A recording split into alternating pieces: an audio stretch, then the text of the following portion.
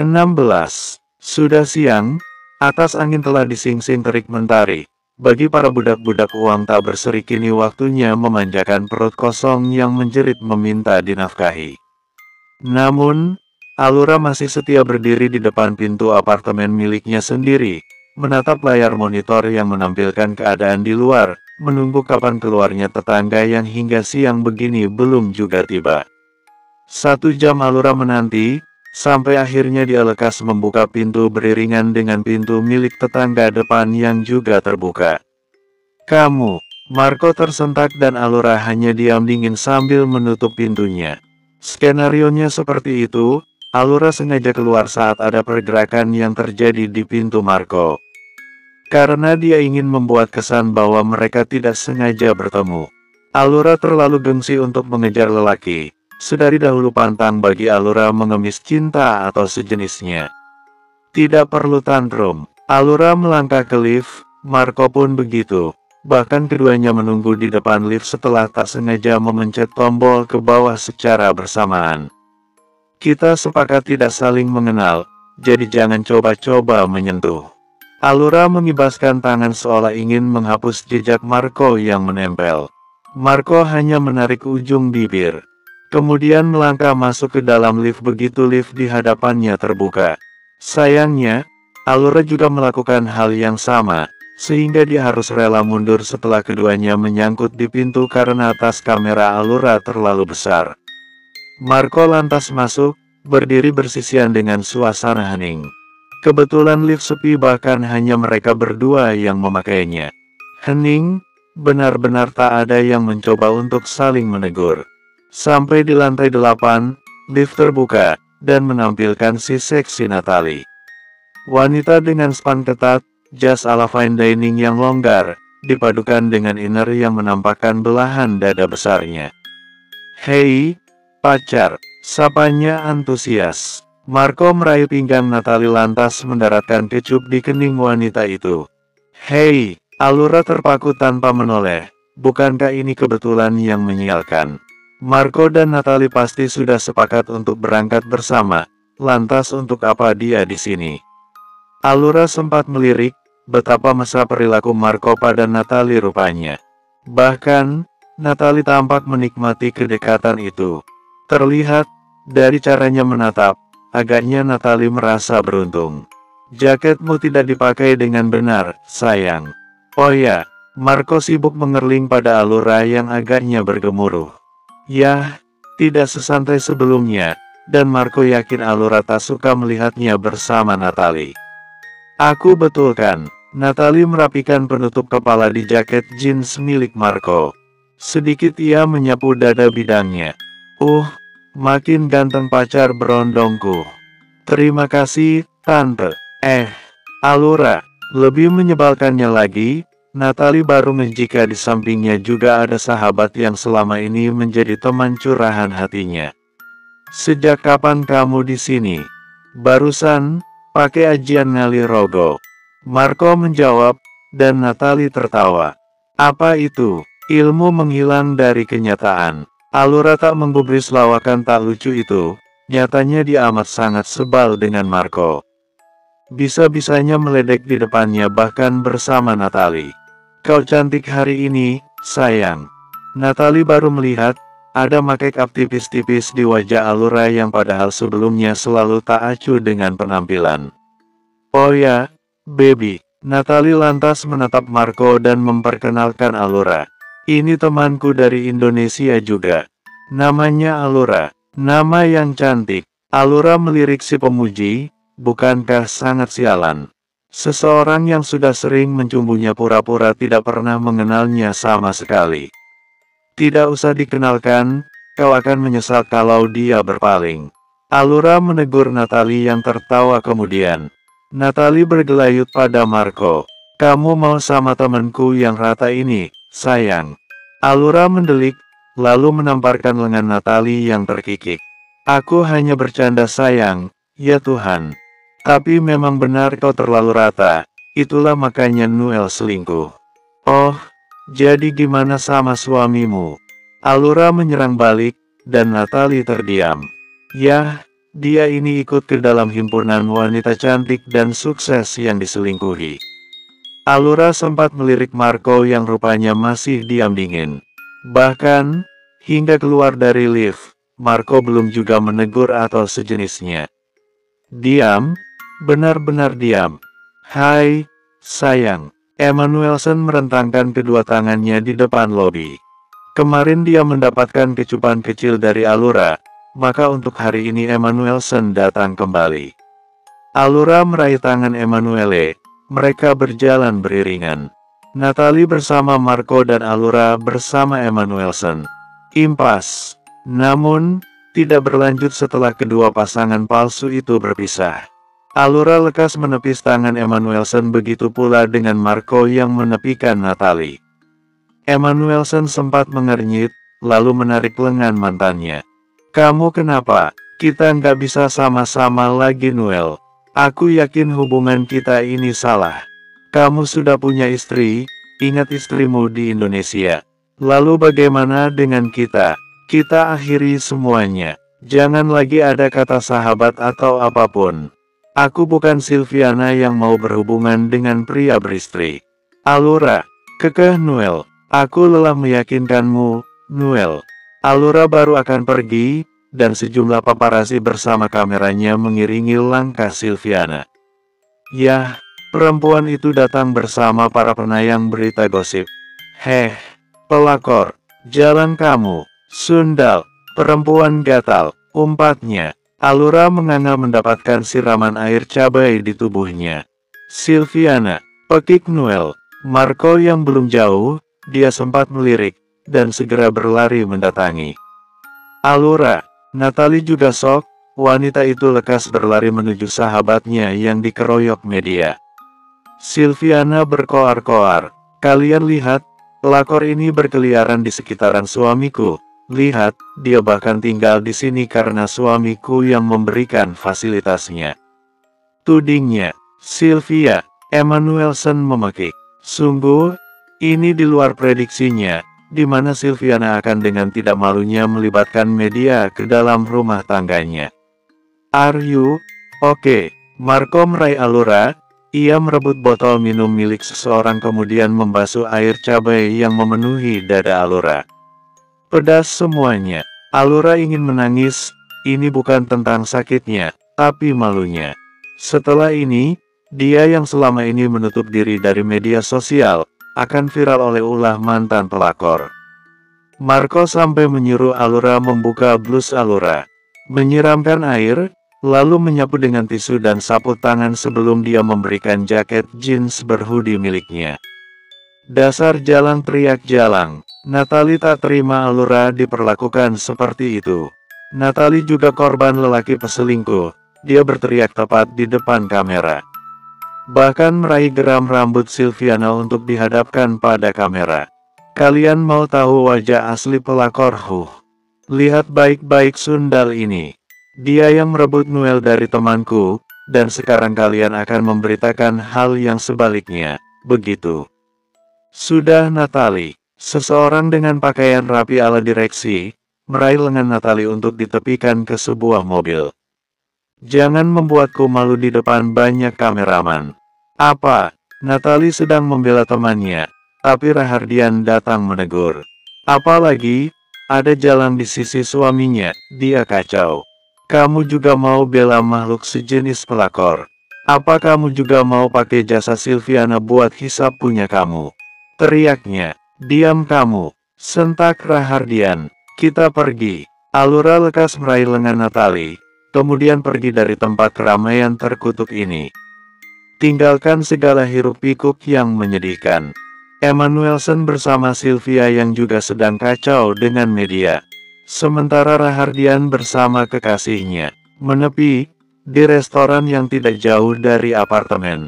Restoran milik Exmeria dan ketiganya duduk melingkar di kursi setelah sebelumnya Alura mencuci tubuhnya.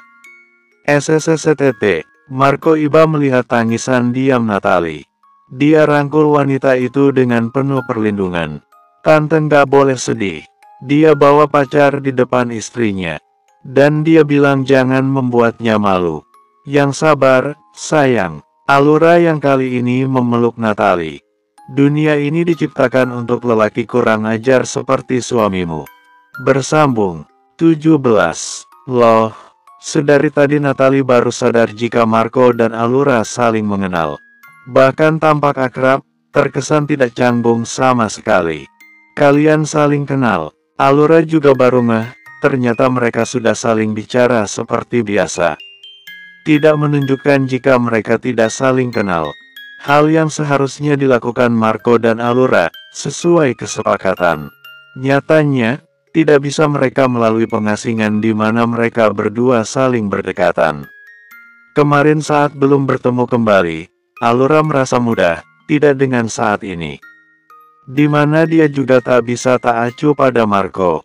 Tidak, Alura dan Marco serentak. Tapi, lekas dibantah oleh Patricia yang baru saja tiba dengan dandanan ala wanita independen. Kerusuhan tadi tidak dilihatnya, tapi berita viral sudah menyebar. Sayangnya Patricia mandinya lama, dia melewatkan Silviana yang seharusnya diberikan bogem mentah. Mereka itu mantan pacar. Sudah pernah tidur bareng juga. Dan asal kamu tahu, Alura dan Marco sudah sering membuat tanda merah di kulit, khas pasangan bucin di komik. Ya Tuhan, Natalie ternganga, tidak dengan Alura dan Marco yang mendengus. Jadi aku ini macarin bekas pacar kamu, oh. Yuaps, Patricia membenarkan. Alura kembali berceletuk dingin. Udah ambil. Aku dan Marco sudah sepakat tidak balikan lagi. Benar, Marco berdiri, kemudian menatap Alura dengan congkak. Harusnya aku tidak perlu peduli padamu, supaya seharian kamu diserbu paparazzi. Alura terkekeh sombong. Siapa juga yang mau bantuan kamu? Tukasnya, sejurus saja lengah, Alura diam oleh pagutan bibir kurang ajar Marco.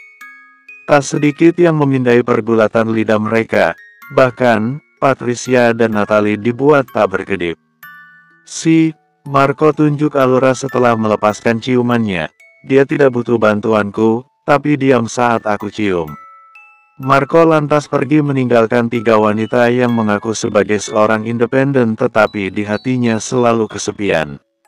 Kamu masih sayangkan? Natalie bertanya serius. Karena Alura terlihat amat sangat menikmati ciuman Marco barusan. Seketika itu juga, Natalie mengingat statusnya dengan Marco. Pacar bayaran yang masih dia perlukan untuk membalas dendam pada Rahardian. Natalie memukuli lengan Alura dengan gerakan tidak seberapa kuat. Alura, kamu membuatku patah hati. Marco itu salah satu berondong yang mau aku nikahi. Patricia menyela enteng. Ya sudah nggak usah ribut. Asal mau dipoligami, kalian berdua masih bisa jadi istri Marco. Setelah itu, kalian bisa trisam pas malam pertama. Bacot, Alura mengumpat Patricia. Jadi gimana ini? Tanya Natalie. Ya sudah ambil, lagian kamu sudah dijilatkan sama dia. Sela Alura.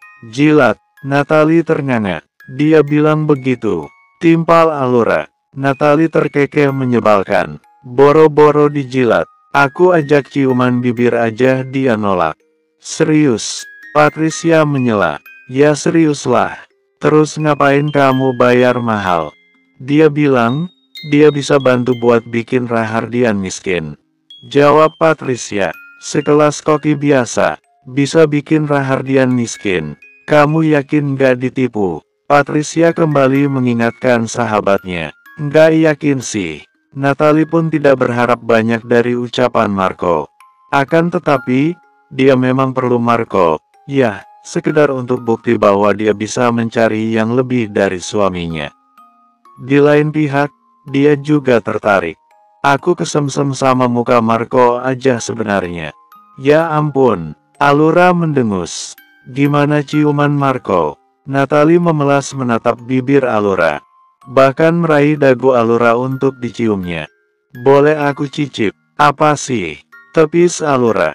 Perempuan gila ini benar-benar membuatnya gila. Asteris. Sudah hari ketiga setelah media sosial digegerkan dengan pelakor Alura. Dan sekarang, pernikahan Emanuele tampak gonjang-ganjing bahkan sudah akan putus. Sudah akan pulang, karena hari ini Marco masuk pagi. Sebelum itu, dia duduk di kursi customer resto sambil termenung. Sesekali, menikmati secangkir kopi mahal layaknya yang dilakukannya dahulu. Lagi pula, sayang juga pacarnya, karena setiap 1 bulan sekali dia mendapat harga karyawan. Seharusnya bersama pacar, tapi Marco lebih suka menyendiri. Yah, di balkon gedung yang dihiasi kelap-kelip lampu temaram kota. Suasananya asyik, tenang, ada sepoi angin yang menerjang wajahnya. Sayang, hening itu tidak lama dia dapat karena tepukan tangan seorang pemuda sepantarannya. Marco menoleh, dan langit berdiri menyengir di sisinya, kini. "Hai, Marco," sapanya meledek. Marco tak menjawab, jujur saja, keluarga Allura itu definisi makhluk rupawan tetapi menyebalkan. Dari bosnya yang namanya Skyrain, sampai langit bahkan Allura dan ayah Allura yang fotografer itu, menyebalkan. Langit duduk di sisi Marco. "Lu pasti di rolling gara-gara Om Sky cemburu sama Tante Lala, ya?"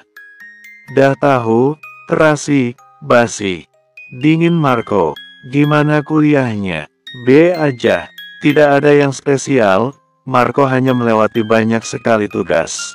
Yah, menjadi pacar bayaran para wanita di kampusnya. Langit diam sejenak, sampai dia teringat sesuatu yang tidak ditanyakan. "Bokap gue di sini. Dia bawain calon suami buat Kak Allura." Marco memang tidak bertanya, akan tetapi, lihatlah respon tubuhnya. Matanya membulat, dan tubuhnya beranjak tegak. Jodohnya, langit tertawa, ternyata masih ada rasa yang Marco simpan.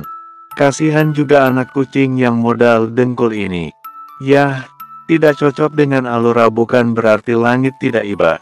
Gue kasih bocoran. Setidaknya, langit menerangkan supaya Marco sadar diri jika dirinya tidak selevel dengan Allura. Allura akan dinikahkan dengan pengusaha sukses dari Jawa. Marco mengerut kening dengan dalam seketika itu juga. Langit lantas menepuk lengan Marco dan lekas menunjuk seseorang. Kebetulan lewat orangnya. Lihat, dia yang mau dinikahkan sama Allura. Seorang pria tampan, berjas putih, berkemeja hitam, bercelana hitam. "Hapa?" Langit tertawa mendapati ekspresi tak sewajarnya seorang Marco. Yah, langit tahu Marco amat menyukai Allura, tapi dia bukan kandidat menantu yang keluarganya cari. Cakep kan calonnya, tua dikit nggak ngaruh. Duitnya banyak, seenggaknya kekuatan Crazy Rich-nya masih bisa menekan si Emanuele. Bersambung 18. Kata orang, jodoh tak kemana. Dan Marco sempat berpikir jika pertemuan keduanya dengan Allura salah satu bentuk isyarat dari Yang Maha Esa perihal jodohnya. Namun, fikrahnya seolah terbantahkan oleh kehadiran seseorang. Kaisang Narendrawardhana, manusia tinggi gagah 44 tahun yang langit Anggoro tunjuk ialah ayahnya. Malam yang kemarin selalu Marco biarkan larut hingga pagi. Tidak dengan saat ini yang jujur saja, Marco tak sanggup terpejam walau hanya sekerjap matanya. Marco ingin menunggu hingga pagi, akan tetapi sulit melakukannya. Rasanya ada hal yang terus membumbung, untuk supaya diangkat bicara kali ini juga. 2 tahun lebih Marco keluar dari kehidupan Kaisang Narendrawardhana. Marco tak pernah berhenti menunjukkan dirinya walau seringkali sang kakek menyusulnya pulang. Hanya sesekali datang ke kediaman keluarga utama, sekedar membesuk eyang dan oma. Itu pun, tidak berjumpa dengan ayahnya yang bahkan tidak pernah terlihat mencarinya. Sebagai putranya, tentu Marco tahu di mana biasanya sang ayah menginap saat datang ke negeri ini. Sebuah hotel dengan fasilitas paling luksuri yang selama 2 tahun terakhir tidak pernah lagi Marco nikmati. Kali ini Marco memang harus bicara secara langsung dengan ayahnya. Kedatangannya ditolak oleh staf hotel, hingga dia menelepon Om Amas, salah satu asisten ayahnya. Semua staf bergeming setelah meminta maaf pada Marco. Tadinya mereka pikir, Marco hanya orang yang mengaku-ngaku mengenal. Marco tak menggubris apapun, tujuannya ke sini hanya untuk bertemu sang ayah. Dan, setelah melalui banyak acara, menunggu, dia pun didudukan di hadapan Kaesang. Meja makan panjang hanya dihadiri 2 orang, anak dan ayah yang dingin. Kaesang di sudut kanan, dan Marco di ujung kiri. Diam untuk beberapa saat, hening, benar-benar sunyi. Hanya mata mereka yang saling bersirobok dengan berbeda suasana.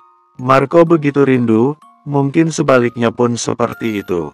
Namun, agaknya sulit mencair ketika 2 orang dengan watak yang sama kerasnya saling menginvasi. Sampai, Marco yang akhirnya mengalah bersuara terlebih dahulu karena memang itulah yang menjadi tujuannya datang ke sini.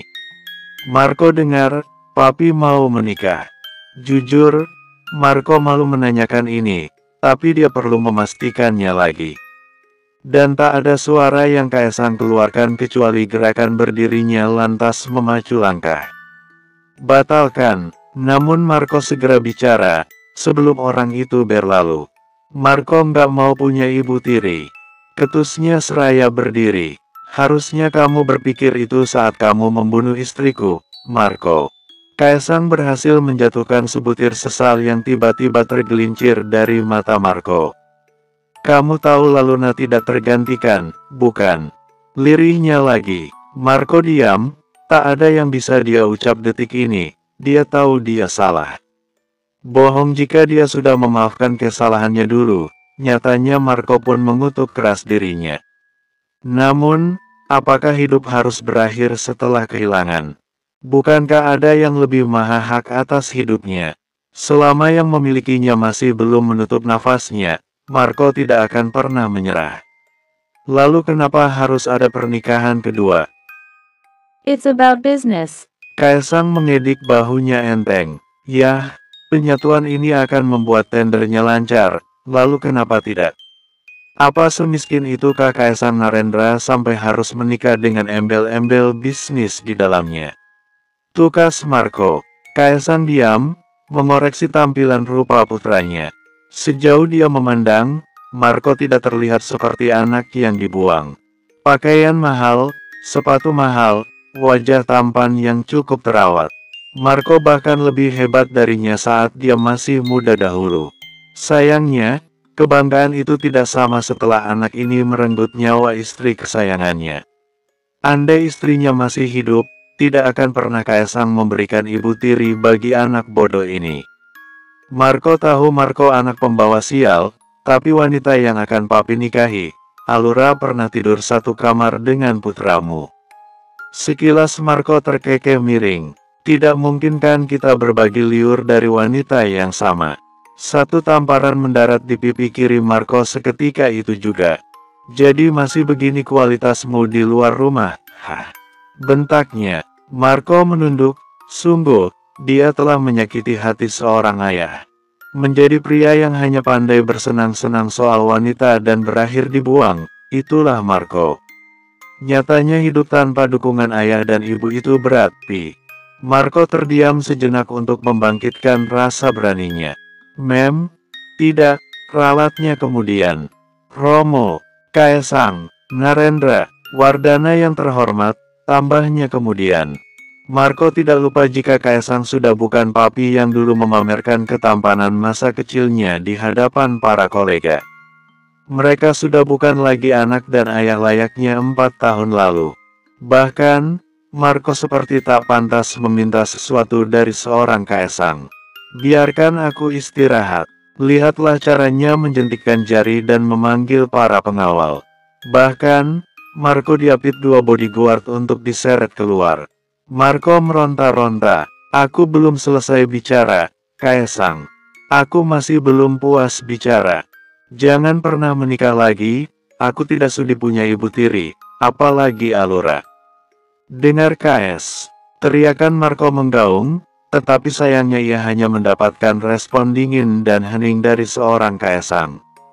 Aku rela kau coret dari kartu keluarga, bila perlu bunuh aku sekalian supaya dendammu terbalaskan Kaesang, tapi untuk Allura, jangan pernah kamu menyentuhnya.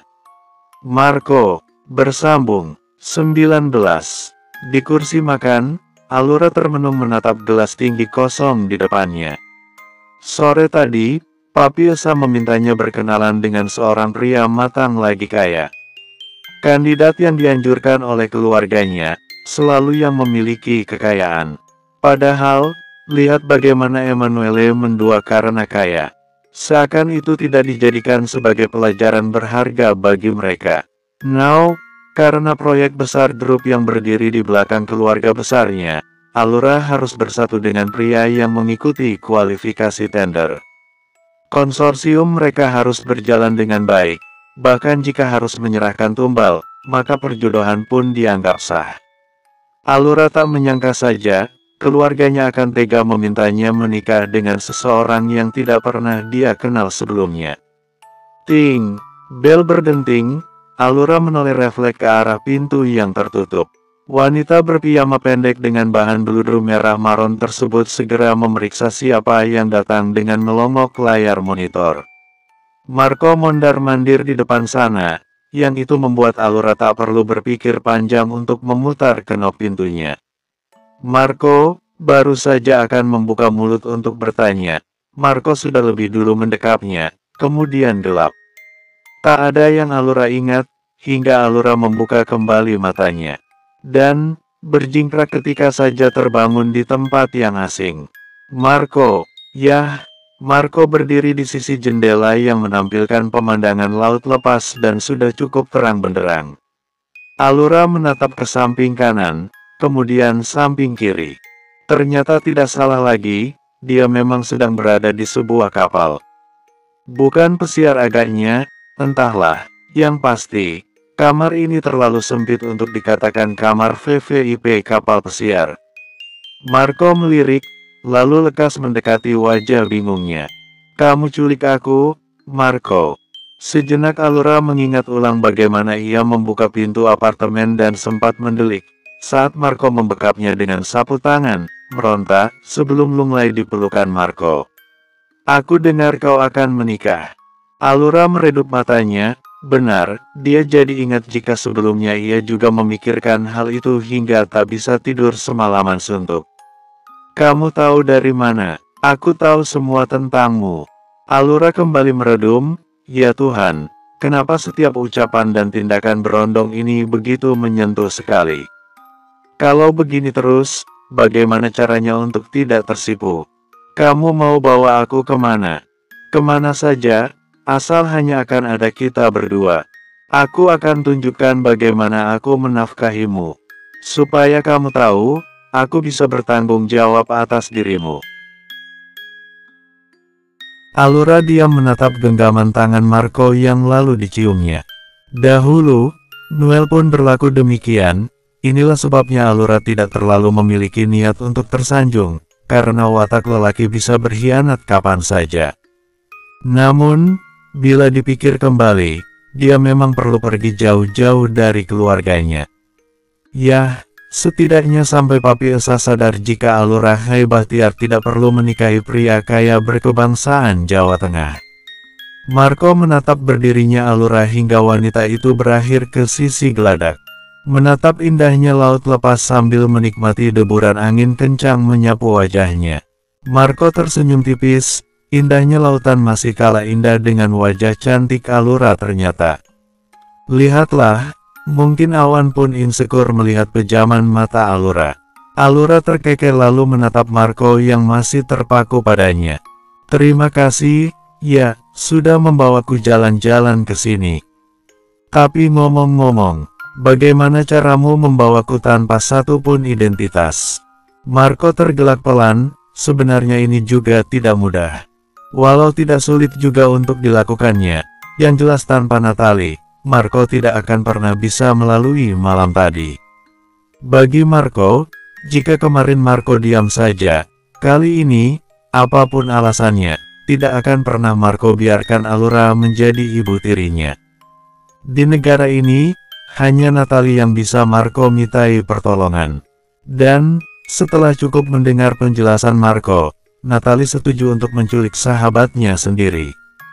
Beruntung, kejenuhan hidup Natalie membuat wanita itu mau-mau saja saat Marco mengutarakan ide gila.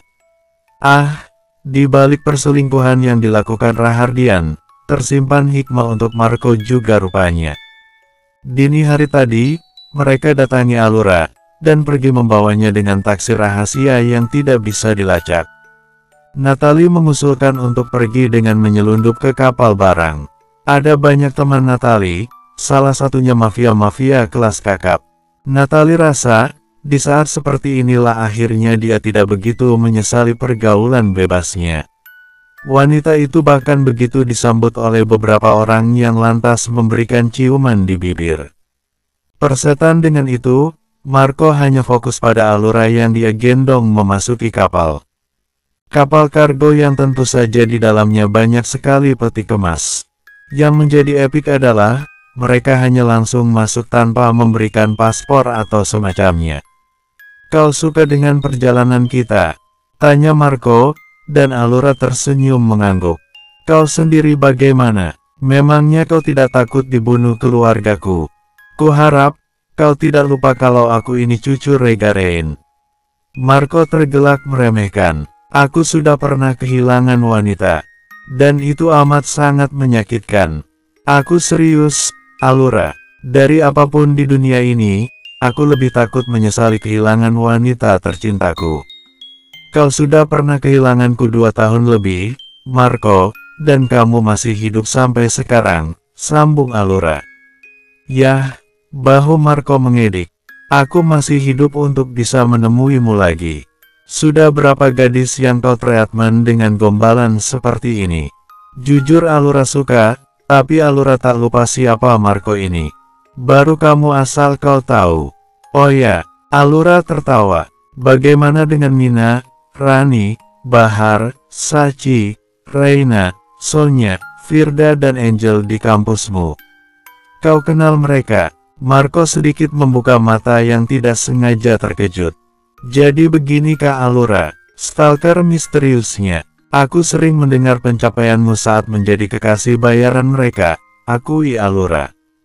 Marco tergelak, "Tapi by the way, ia suka rambut poni lurus yang beterbangan itu." Disingkirkannya dengan pelan dari pipi Allura, lantas memberikan cengiran gigi putihnya. "Setelah ini, kau harus melihat bagaimana tekad terakhir seorang Marco.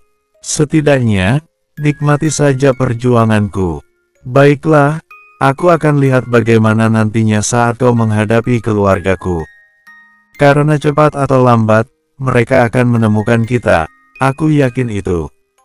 Marco mencebik ringan. "Dan di saat itu terjadi, aku pastikan, kau sudah hamil anak kita, Allura." Percayalah. Bersambung 20. Marco masih menikmati setiap embusan angin lautan. Sudah malam begini, entah kenapa, matanya enggan ia pejamkan.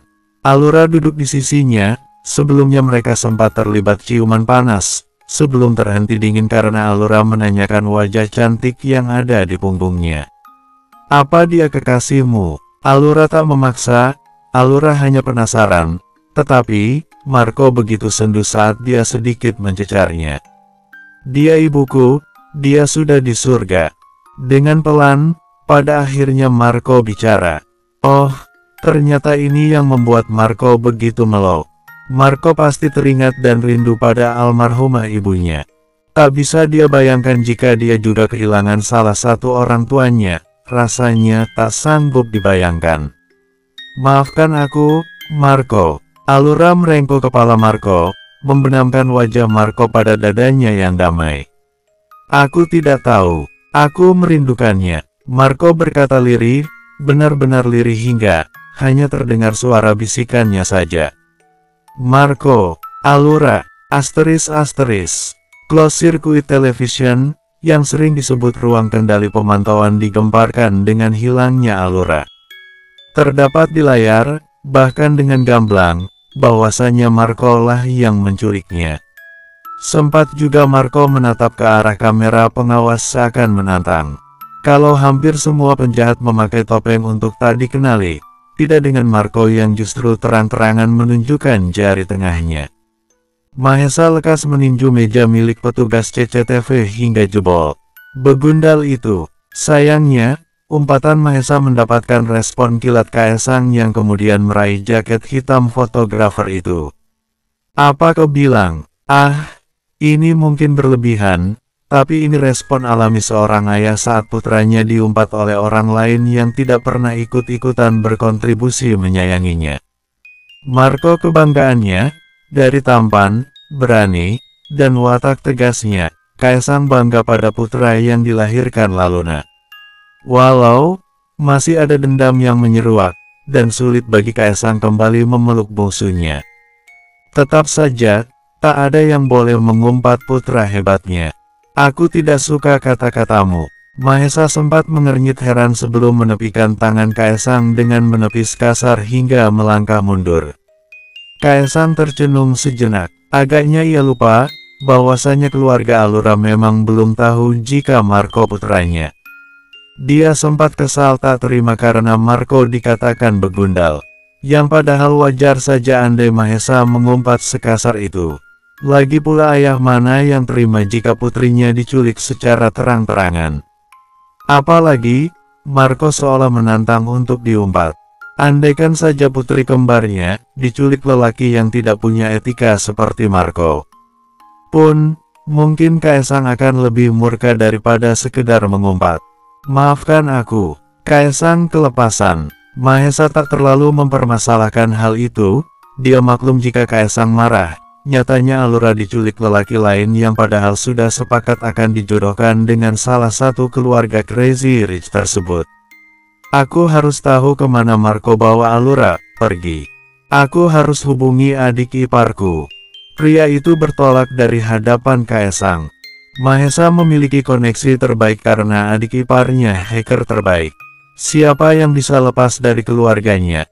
Ini saatnya Marco diadili. Di tempatnya, Kaesang menyugar rambut yang terbelah dua. Mendesak ke udara, entahlah, Marco membuat posisinya semakin sulit sekarang. Satu sisi, dia ingin perjodohan tetap terjadi. Sisi lainnya, Kaesang merasa, yang dilakukan Marco itu naluriah. Justru seperti itulah hal yang perlu dilakukan seorang lelaki sejati. Berjuang keras untuk wanita yang ingin didapatkannya. Dan bila menilik ke belakang, bukankah Marco layaknya pinang belahan seorang Kaesang? Dulu, bukannya Kaesang pernah mengalami hal yang sama seperti Marco. Malahan, kadar gilanya lebih kronis. Ia tak pedulikan status Laluna yang masih menjadi istri Mike. Direbutnya almarhumah Laluna hingga berakhir di pelaminan, di atas ranjangnya dan bahkan rela mengandung keturunannya. Tak ada kata terlambat untuk berjuang, sekalipun harus menantang maut. Dengan begitu, Marco sudah menunjukkan watak lelaki tulen. Om, tepukan tangan di pundak, lekas memberai lamunan Kaesang. Jadi Allura sudah memiliki kekasih, Om? Tanyanya. Klaidar Mendra, pria 26 tahun itu cukup terkejut dengan kehadiran sepupu nakalnya, Marco.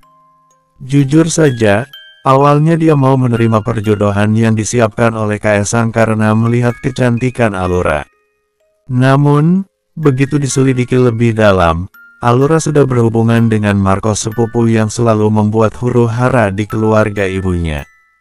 Entahlah, Clay tak ingat Allura wanita ke beberapa yang pernah Marco rebut.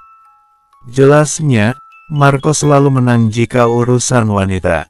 Om saja baru tahu, saking banyaknya perempuan, Kaesang sampai tak mengamati siapa saja yang pernah berhubungan dengan putranya. Rupa-rupanya, Allura lah fotografer yang dahulu pernah diceritakan Amas. Jadi bagaimana? Tanya Clay. Kita harus dapatkan Marco lebih dulu sebelum keluarga Allura merajamnya. Clay manggut-manggut setuju. Keduanya lekas berjalan cepat keluar dari ruangan CCTV, lantas menuju lift. Aku dengar, Xmeria punya banyak hacker handal, aku yakin mereka tidak akan lama mendapatkannya. Kita juga tidak boleh lengah. Kita memiliki banyak koneksi di penjuru dunia. Gunakan itu untuk menemukan anak bodoh Laluna. Anak bodoh, bos juga. Amas tertawa saat menyambut kedatangan tuannya. Baru saja akan keluar dari lift, Kaesang dan Clay malah masuk lebih dulu. Marco mungkin tidak tahu bagaimana gilanya tua bangka di klan Rain. Aku tidak mau keluarga sombong itu memberikan hukuman yang bahkan tidak akan pernah aku berikan seumur hidupku. Amas dan Clay tersenyum-senyum, seakan menahannya agar tak keluar. Yang jelas, inilah seorang ayah yang mengkhawatirkan putranya. Bersambung.